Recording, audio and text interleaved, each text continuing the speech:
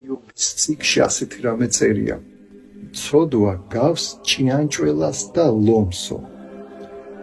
როცა ის პატარაა და შეაცოცდება ადამიანს როგორც ჭიანჭველა, მას ვერ გრძნობს. საშიშროებად მას არ აღიქვავს, მაგრამ როცა ეს ცოდვა მასში უკვე ლომი გახდება, მას უკვე ვეღარ ერევა.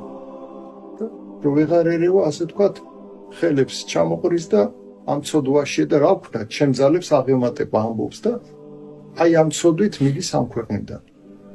ეხლა წმინდა მამები ამბობენ, რომ ჩვენ აუცილებლად უნდა ვებრძოლოთ ფიქრითა ცოდვებსაც, რომ აი ფიქრს ეშმაკი შემოგვიტანს და ჩვენი ვალდებულება, რომ ეშმაკი რო შემოგვიტანს, არ მივიღოთ ეს და გავუშვათ მეორე ყურიდან.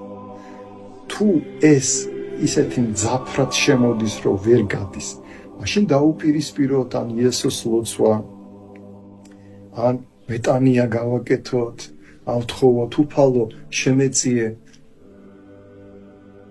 სუსტი ვარ, ვერ ვერევი ამ ბოროტსულს, მაშორე ეს ბოროტი სული, აი ეს მიღრნის გონებას, მე თო შემეწიე. მყისიერად ხდება შემწეობა და მყისიერად უფალი ამ დროს შველის ადამიანს.